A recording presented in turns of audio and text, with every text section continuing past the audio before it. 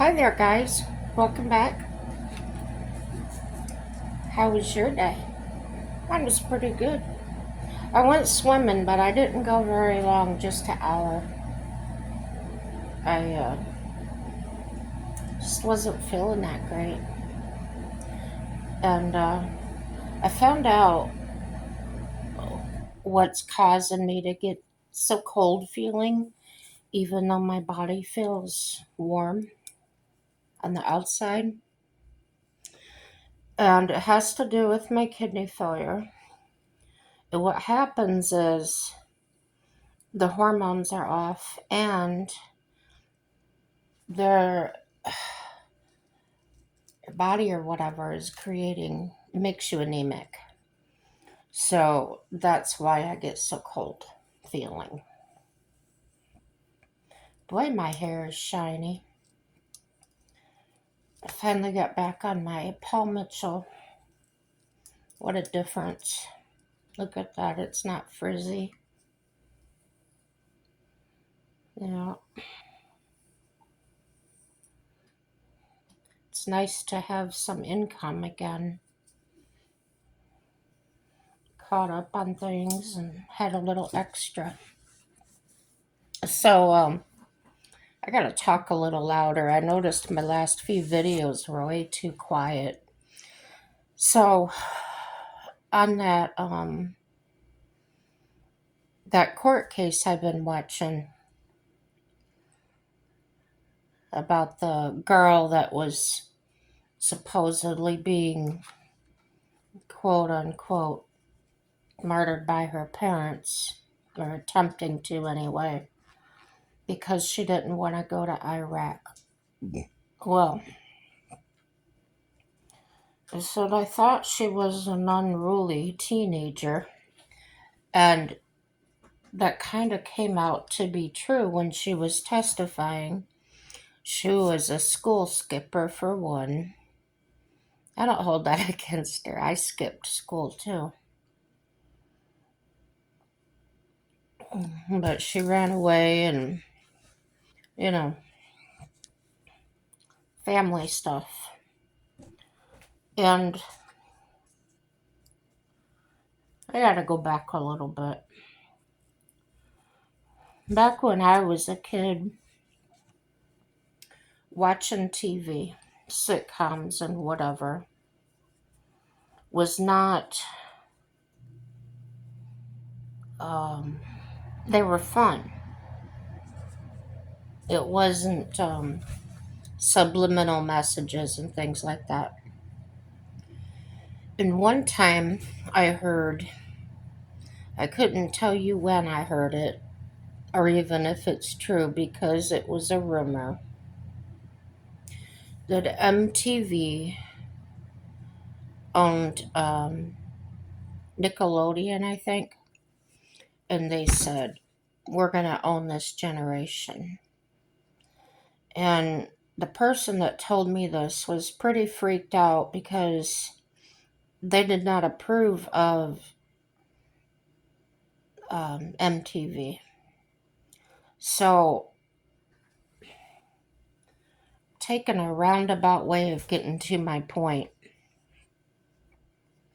I just want to make sure that I explain things because that's how I am. Probably tell too much. But those are just, I'm drinking milk. It seems to hydrate me better. So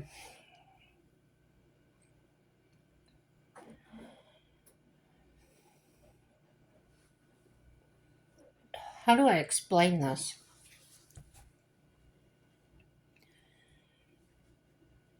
Maybe you've heard the saying, maybe not, or they used to blame rock and roll and lots of other things for the way society was, the teenagers and that were acting. Well, if you believe that, then maybe you believe that the programming is very suggestive. And in a way, I believe that. The evidence I see is the way people dress, the way they act, the way they talk.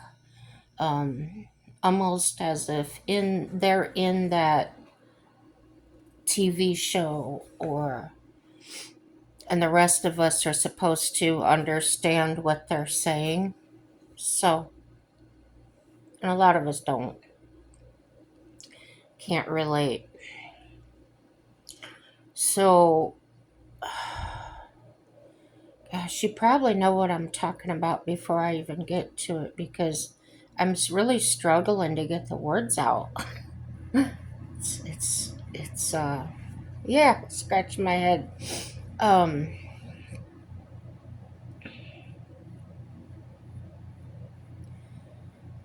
it's kind of like the situation where the girl would come to my locker all the time and say I called her a beach, and I hadn't. But every day she would come and accuse me of that.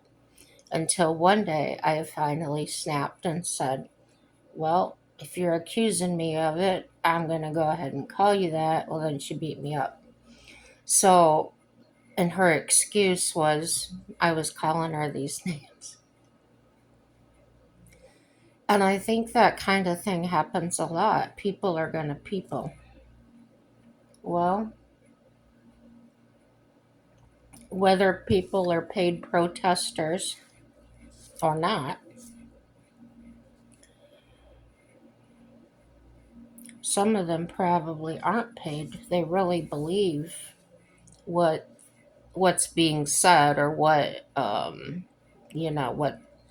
the idea of it is, and they just join in.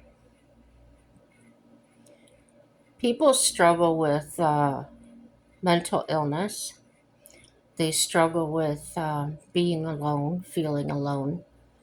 Um, there's many reasons people would try to participate in things that maybe they didn't believe in, but because it seems like a popular idea, they join in. I believe that Trump was voted into office because of his policies and what he stood for, what he still stands for today. But they continue to pick at him constantly. And everybody does. Not not the people that voted for him, so to speak, but that other side. So the more things are said, there's people that are going to jump on that because of many different reasons. Some of them create reasons. And I've seen them asked about why they feel that way or why they believe that, um, and they can't answer it. So those are the people I feel like they just want to feel like they're part of something. So, been trying to work on the camper. I told you guys I can't get Mike motivated. So I got his, I don't want to call it permission, but he agreed with me when I kind of took over and said, I'm taking over. I'm going to call somebody and I'm going to get the floor put in. He just said, okay. So I got a hold of somebody. He's going to do it for $5 a square foot. That's amazing. And my trailer is small, so it's it's well under $800. I'll say that. And I told him I'd give him $100 for gas. So I'm not stingy. I worked for myself too, and I get it. Um, and I cut people deals just like this guy is doing, and I'll show him monetarily how much I appreciated that. So,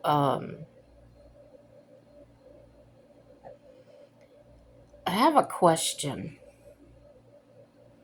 I've never done this, but I'm putting plywood floor down, and I was thinking and looking at different floor covering, vinyl planks, vinyl tile, or vinyl linoleum, um, all these different flooring options.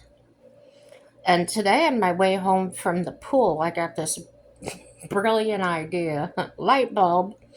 Um, what if I stained the plywood and put something, some kind of sealant over it, and just left it like that? What do you guys think? Have you ever done that with a floor? Have you ever heard of that? I haven't. So let me know if it's possible, what you think of it. Um, I do plan on showing pictures when we get motivated here. Um, yeah, doing videos and that, and let you guys see the mess. No, it's not really a mess now. It's all cleaned out. It was clean when we bought it. Boy, the more I talk, the worse it sounds. It was clean and functional when we bought it. Okay, it's a '69 Forester, and I think they call them the Can-Am trailers. It's small. It's without the tongue. The floor size is 13 by 8. So the way it was, I I couldn't deal. I didn't want the dinette. I didn't want the. It was a long bench that would fold out into a bed, and when it was folded out, you could not walk between that and the kitchen counter and cabinets and whatever. So in the back there is a door that opens, and we're calling it the trunk or the garage because there's a small space. I want to put the lithium batteries and hook up to solar, so if I'm not using electricity, I'll have something. And so there's going to be space for that. I plan on putting our bed in the back or twin beds, um, depending on, just depends. Um, I'd like to put a shower in there and then just use a commode inside the shower, that we can take in and out. But the decisions would be instant hot water heater, and you're getting into some serious money there. So that's still up in the air. There's also these collapsible showers and this, that, and the other. I did find a shower that it's very expensive, but it folds up flat like a briefcase, but much. Like I think the shower's 36 by 36. That's how big your suitcase would be, but it's slender, because everything collapses down into it. It's hard sided. In other words, it's not a shower curtain. So to me, that might be a good investment. I'm the type of person, I don't mind spending the money if it's high quality. I mentioned that before. I don't buy a cheap thing and have to replace it every year or every 2 years. I'd rather spend a little more and get something that might last me 10, 15, 20 years, right? So, yeah, lots of things to discuss. I did post that question about the floor into a couple of my nomad groups. They have, um, they have people, a group for people that are restoring vintage campers. There's a group for just about anything um, in the style of camping or living in their campers, things like that. And I find it very interesting, and I learn a lot from people because they talk about mistakes they've made or things they figured out that make life easier. Yeah, it's learning about the community, and it's, let me see, it's a community, but people are spread all over. Sometimes they meet up by chance, sometimes they meet on purpose, and it's pretty cool. To me, I lived in a campground for 3 years. It was a campground and construction company. There were separate businesses. However, the husband did the construction, the wife did the campground. And I worked for both of them. I would start work at the construction company at 6 o'clock. I was office manager in charge of payroll and everything else. And then at 2 o'clock, I went over and worked till, or no, not 2 o'clock. Got off at 2, and then at 5 or 6, whenever I felt like it, I'd go to the campground store and work there.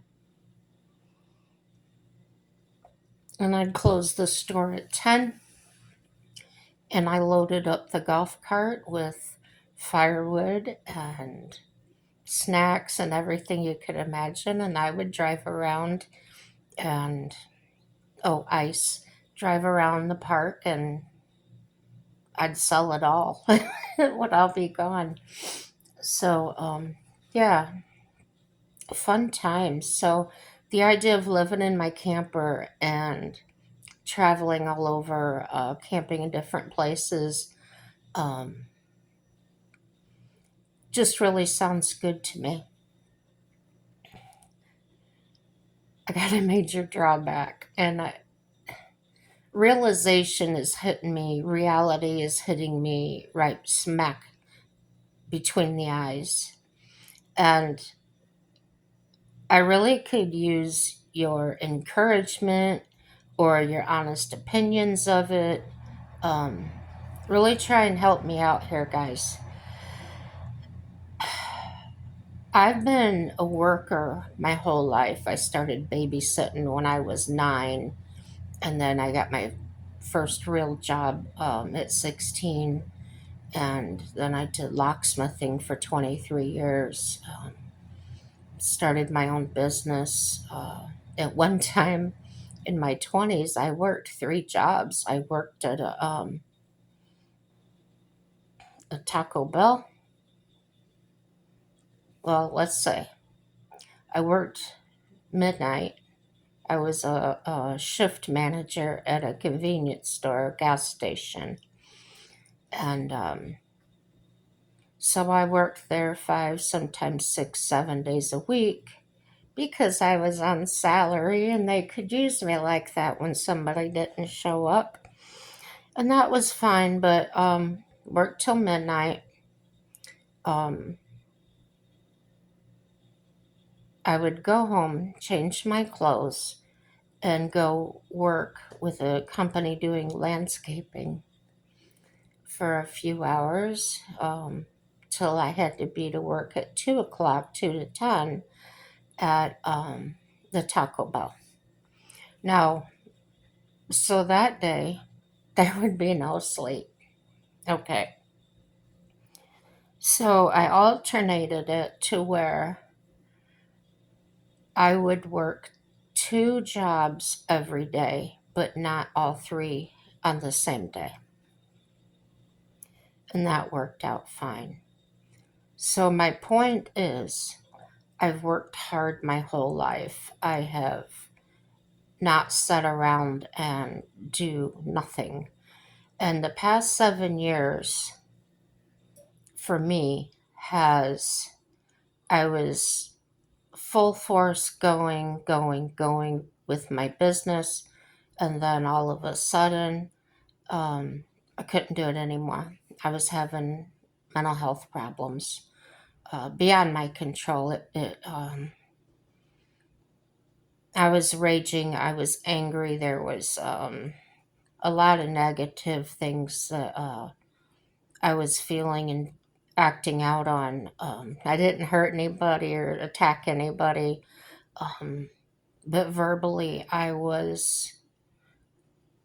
had sub zero tolerance for bullshit, sub zero tolerance for a liar, and I'm really sensitive and pick up on that right away when they're lying to me, and I would just fly off the handle and cause a scene.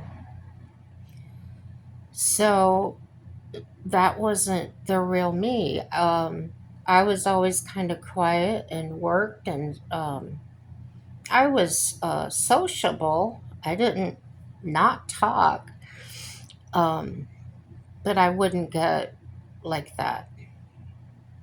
So that changed my life, and very quickly. And it's taken me a long time to come to that reality. And because I've done that, sometimes in my funny brain will say, well, you can go to work. Maybe you could sit in an office job if you physically can't do work in a factory.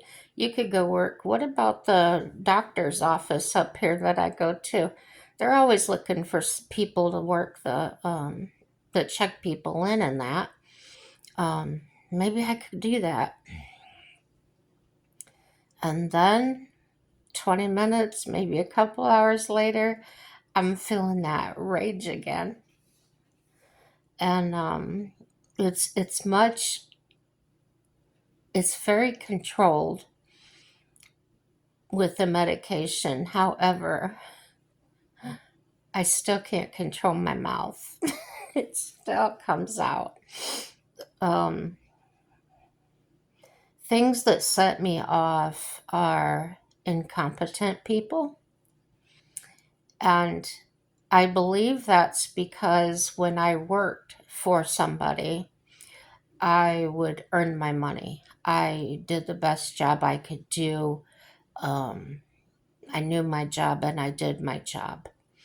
So if I go to, uh, if I call Social Security, if I um, applying for food stamps, anything like that, and the person in front of me is telling me something that is false, and I know it's false because I've done this before, right? So those are things that I just I will fly off the handle about. Um, I had a payment due one time, or no, I had to fill out papers and send it back to the people. Gosh, who was it?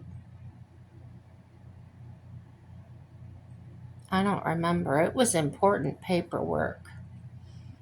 Um, doesn't matter. So anyway, they're calling me and they're calling me. And it's been about 5, 7 days since I sent that thing. And they had to have it by a certain deadline. And um, I sent it a week before it was due. And I finally had it. I had it. And I talked very firmly and I told the woman on the phone, I said, you know what? It's probably sitting on somebody's desk, and you need to get up off your ass and look. Ooh. You know what? She found it on somebody's desk.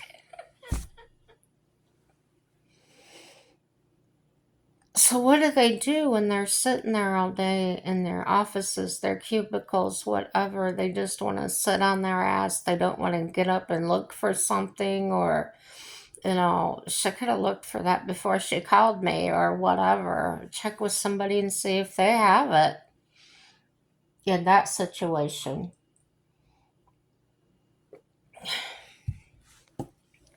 Another situation. This happened to me this last week, actually.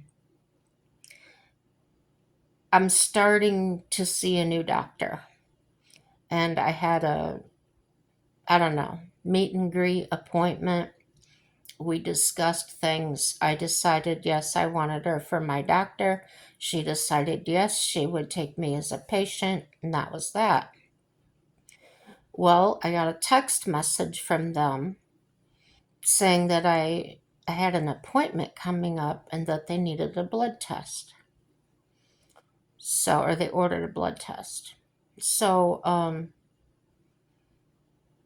the way it normally goes at the place I was going to is when it was time for my A1C to be checked, my kidneys, whatever, they would make an appointment for me to see someone. And so I would go, excuse me, I would go early, like 7 o'clock when the lab opened because I had to fast. So I wanted to get in there early so I could then take my medication and eat. I have to eat with it. Okay. So then I would get my blood drawn and then I would have my appointment with the doctor. So when this new place said I needed an appointment,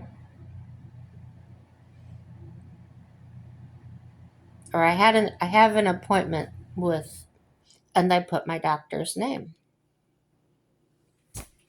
So I was there. 8 o'clock in the morning. My appointment was at 8:30. I get in. I'm sitting there in the chair. Well, I told them I was, check-in. And I'm sitting there and I'm sitting there and I'm sitting there. About 9:30, so an hour. Um, a lab person comes out and says they're ready to take me back. I get up, I walk halfway down the hall with her, and she stops and looks at me and she says, "Who ordered this blood test?"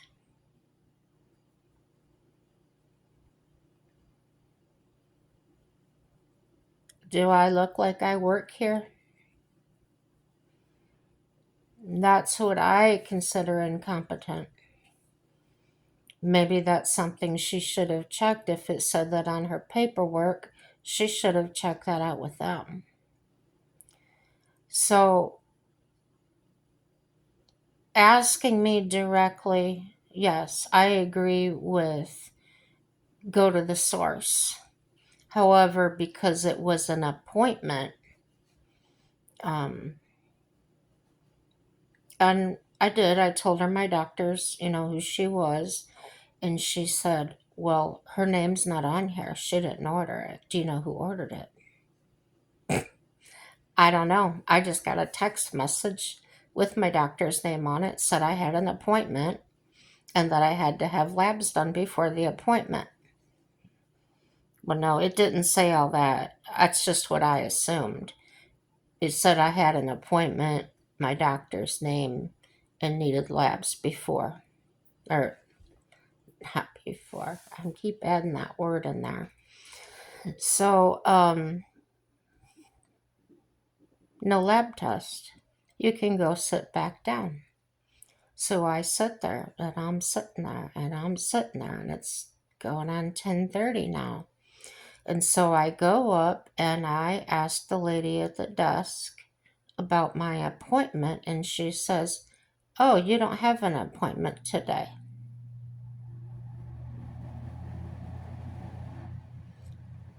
I've been sitting there all this time. You see me sitting there and you don't even bother to tell. Incompetent. I don't have another word for it. And then there was another doctor I went to. Oh, it was down in Fargo about it was an evaluation, a discussion about different types of bariatric surgery. I was investigating that, trying to decide if that was something I wanted to do. And well, the result of that, I'll tell you that first, was that they didn't feel that I was in dire straits. I'm not as big or as overweight that would require that drastic, of measure to lose weight. Okay. But they would have done it if I wanted it. I let it go. Anyhow, when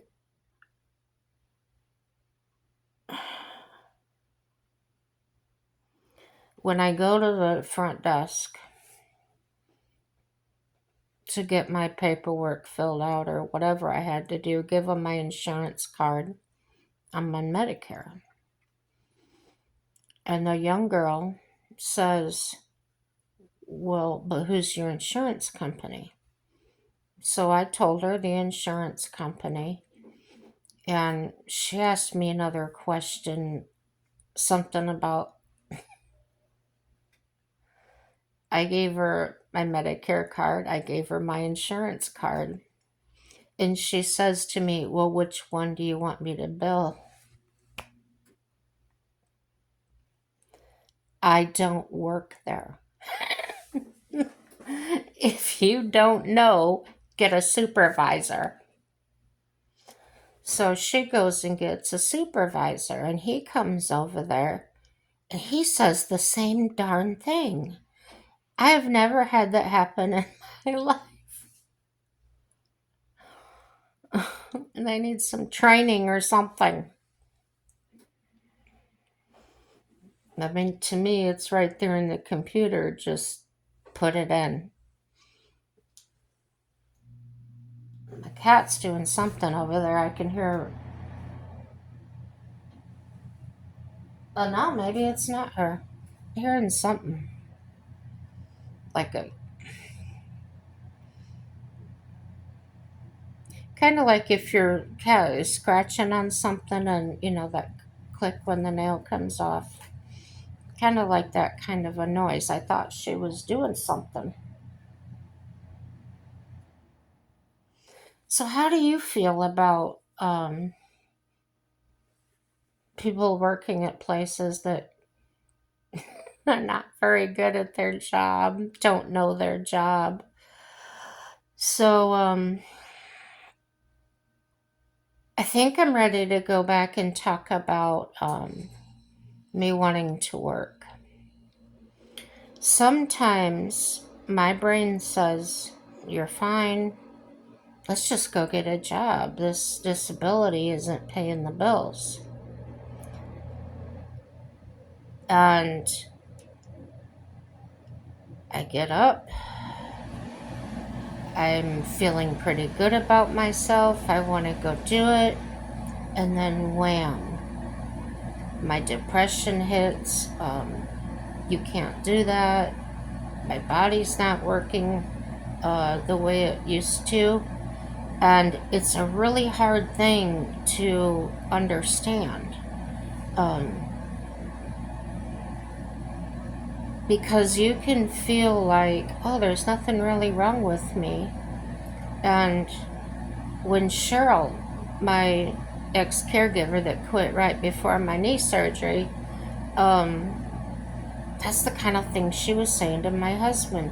Oh, there's nothing wrong with her. And so, as many people have said, if you see someone with the disability tag and they're parked in a handicap and they get out and they look fine, you can't judge them by that. They have it for a reason. And doctors don't just hand those out. And you have to carry um, your paperwork with you. So if a police officer does challenge you, um, you've got that doctor's note. Um, and it's, I don't know, state or federal, I don't know, something. Um, yeah, they'd get in big trouble if they were just handing out handicap tags. And then, anyway, you take your paperwork and everything to the license bureau, and then you get a tag or a license plate. Well, everyone here in North Dakota has an expiration date on their tag. And I think it's every year or every 2 years they have to go get a new one. I don't know if they have to go take a doctor and like they're evaluating them every 2 years for this or every year for this. Um, but because of my condition, the heart failure, and I'm pretty bad, um, mine has no expiration date. So I've been challenged on that by other people with their tags. And how did you get one that says no expiration, blah, blah, blah? And I'm just feeling like it's none of your business. um, yeah. So I did see a young girl pull up, park in a handicap spot with the tag. She jumps out of the car and runs into the store. Do I say, oh, nothing's wrong with her, she gets around just fine? I don't know.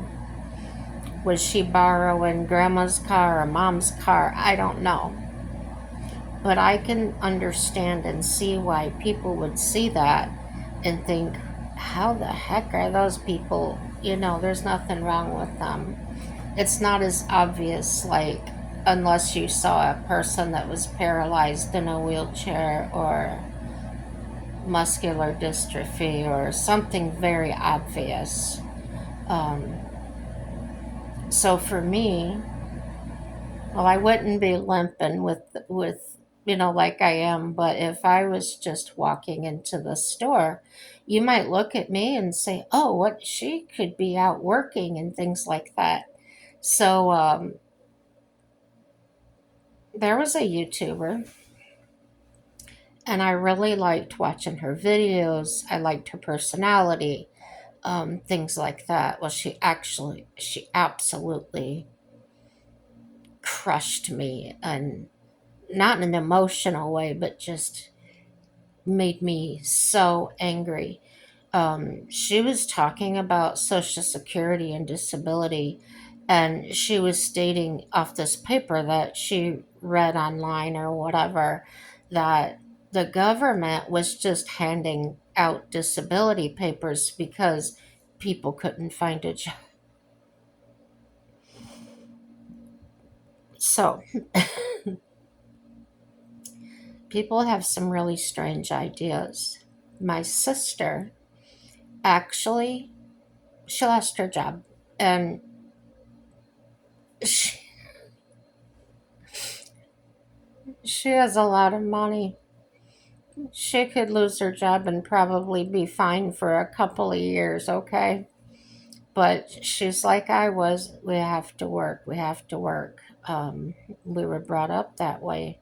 You want things, you have to work for it, okay? So we were talking one of our weekends, and she was in a bad place because of the job loss and things.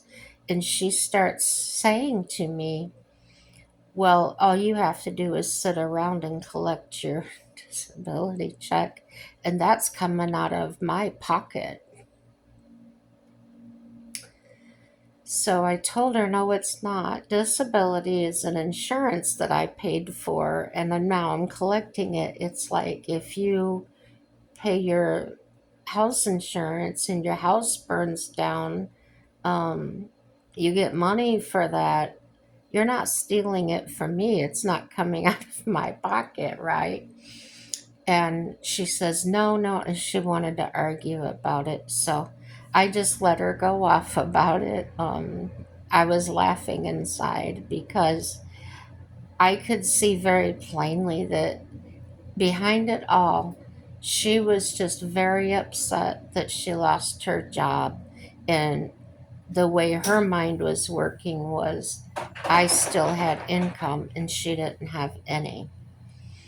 And I says to her, well, if you want to take my disability and I take your income, so you can sit around and just collect money. I said, you're going to have to give up some things. And she goes like, what?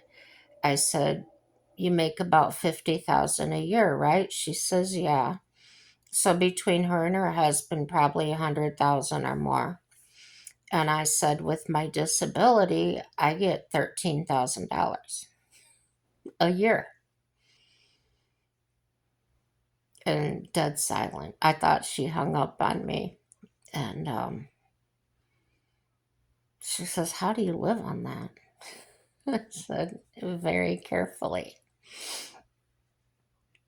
But it's not coming out of your pocket. Oh, yes, it is. She insists on that. So I don't know if she's ever learned about it, but I've heard a lot of people talk like that.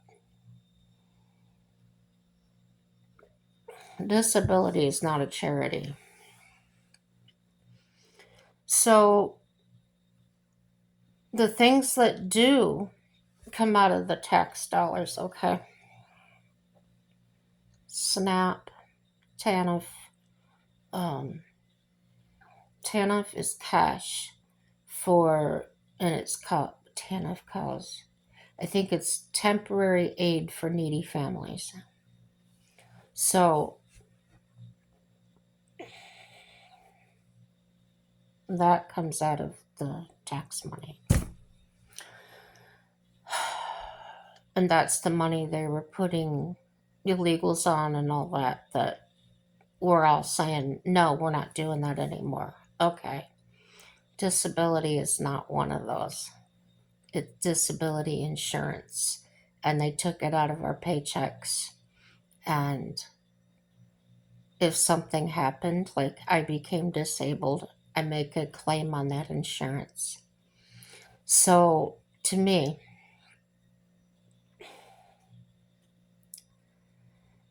we pay in that into that insurance. We have to claim it, and then we have to fight like hell to get it. And when I read up on it, I've researched it. They only allow certain people, a certain amount of people, so it may have nothing to do with the degree of your disability. Isn't that something?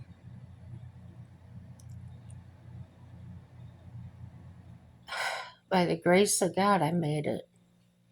Um, and it's not the people that are reading your applications that are making the decisions. They're simply comparing what you have to their list of qualifying problems. So I got denied a couple of times when I lived in Indiana. Um, I applied when I got here to North Dakota. I was denied the first time, but I appealed it. Um, an attorney just sent them a letter for appeal. Didn't charge me a darn thing, and it worked. I got it. So now when you apply, and if you don't appeal right away, it's costing you money. Not out of your pocket, but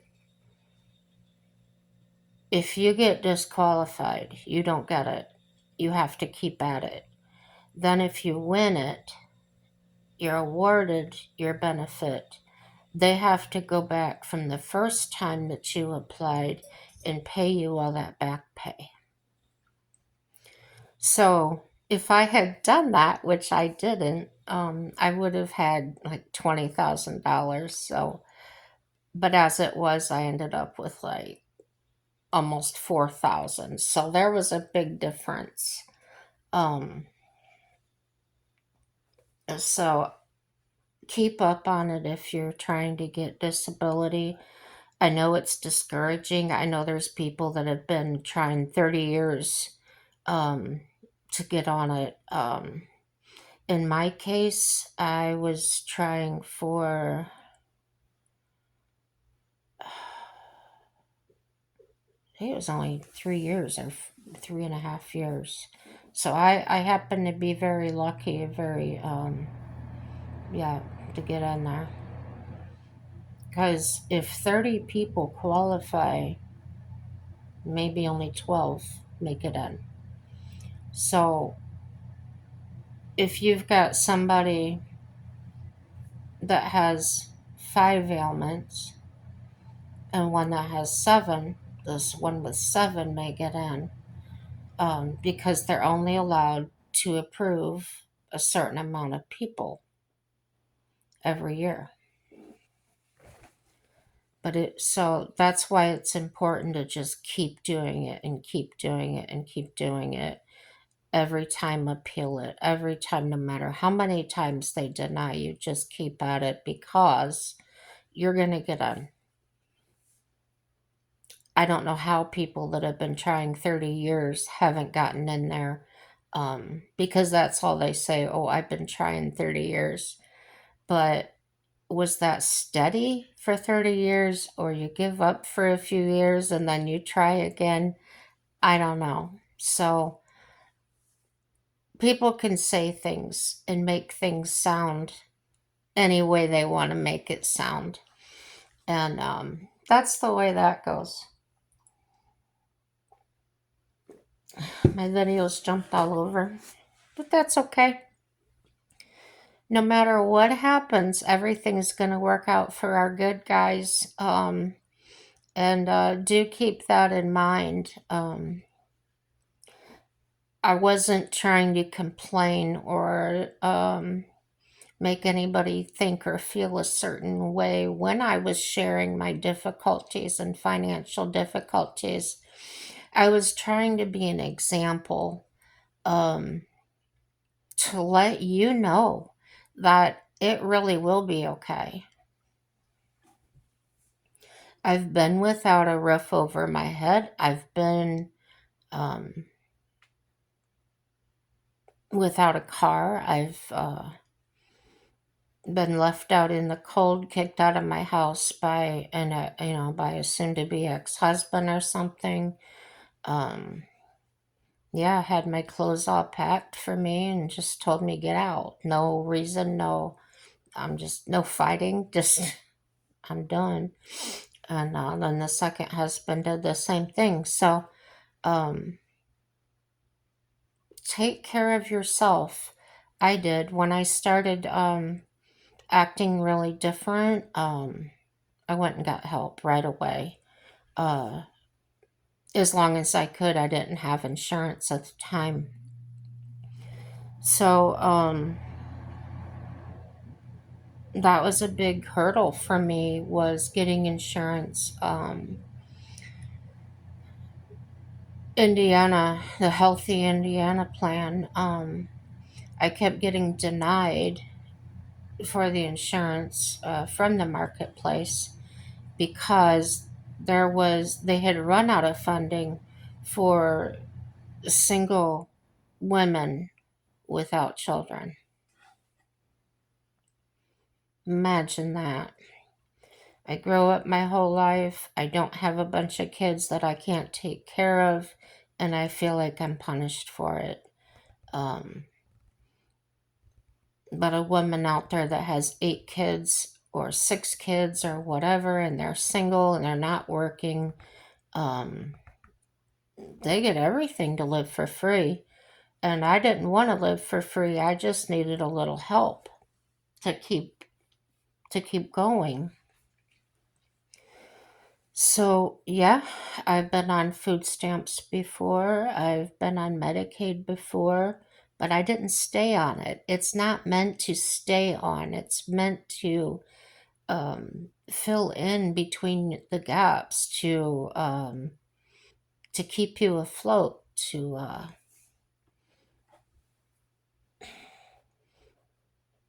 like have a savings account. I didn't make enough money to have a savings account. I was living hand to mouth like every week, and it just went to keep the lights on, keep gas in the car, keep the insurance, things like that. So yeah, and when you go apply for those things, um, that's not easy either. They do check you out. They go through and they'll find out if you have a bank account or an IRA or something like that because they do ask you that. How many vehicles do you have? I remember back in the day being a kid, my mom and dad split up, and my mom went and applied for food stamps. And they knew we had horses, and they told her, go sell your horses. That's how you'll get your money. And they denied her food stamps. They don't do that now. They don't care how many pets you have. So could that be part of the problem? Um, I don't know. But my mother wouldn't sell the horses. She says that's all my kids have. Um, things are rough. Things are hard all over, and I'm not doing that to them. So we were very grateful. Um, and then my dad came back, so that pretty much ended the drama. Um, yeah, I survived. Look at the things you survived, and you will continue to survive no matter what.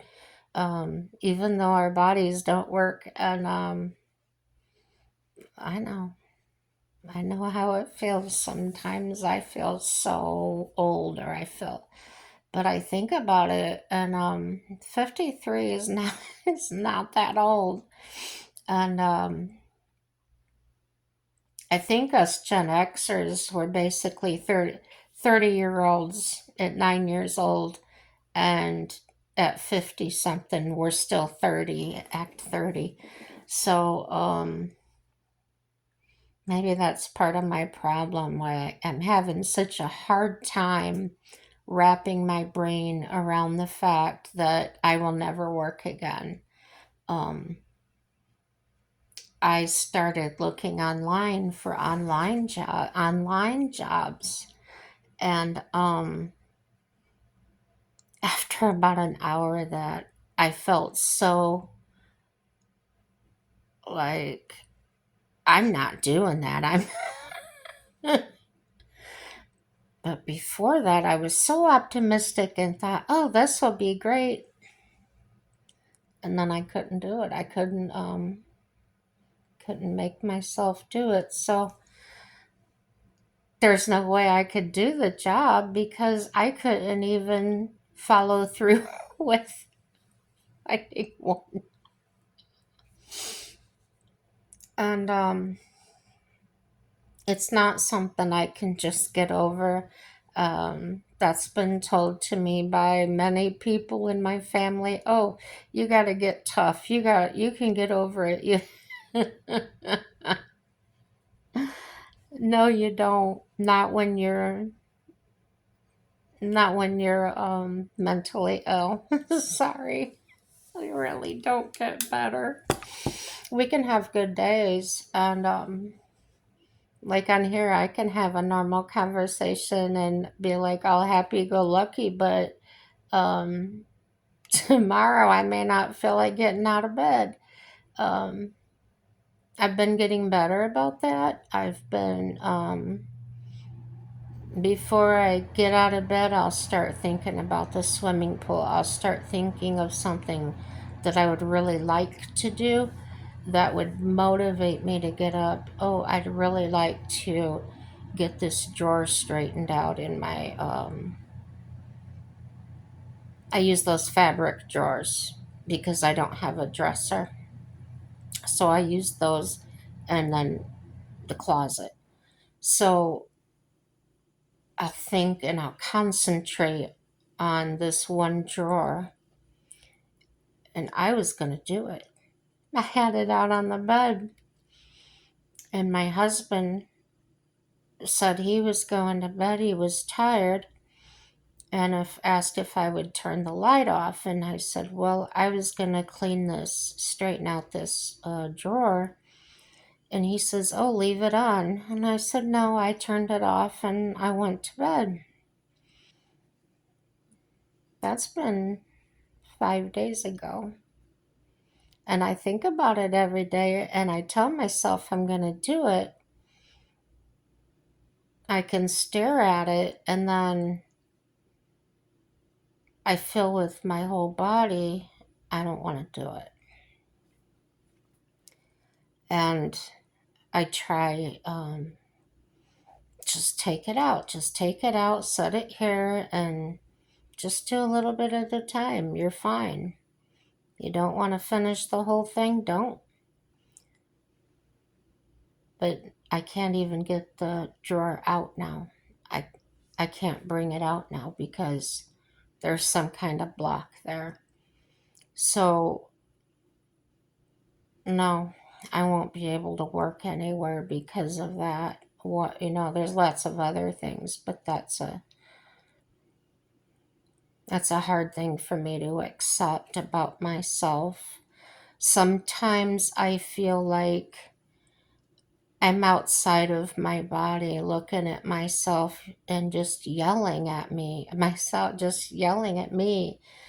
What's wrong with you? Get up off your butt. Do this, do that. And I'll start crying. Uh, it's terrible to have mental illness, especially those of us that know there's something wrong. Um, some people that don't know they're wrong, I think they're the happiest people. Um, but knowing it early, getting the help I needed, seeking that out, and following through with it these years um, is really helping. I stopped for a while because I thought, okay, I've had enough. Well, then things started getting confusing and cloudy, so I started back here recently. And of course, she asked me if I had been taking my medication. And because some bipolar people don't, they'll take their meds and then quit. And I said, oh, yeah, I take my medication. Sometimes I'll skip a day or 2 days in a row. And that's another thing. If somebody's not there to say, hey, take your pills when I'm having one of those days, I look at it and I'll just walk away from it. So these are things I'm working really hard to understand or change that behavior. One behavior or one thing that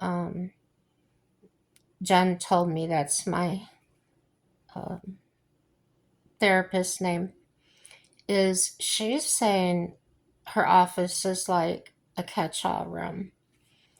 And she felt overwhelmed every time she went in there to clean it. But she decided to break it down. She would use a basket or a box, and she would say, okay, I'm going to do this box or whatever. And because it was a smaller amount, she could deal with it. If she got burned out, she could just set it aside and come back to it. But knowing that that small amount was all she had to do. So I think I've told you this before. I really struggle.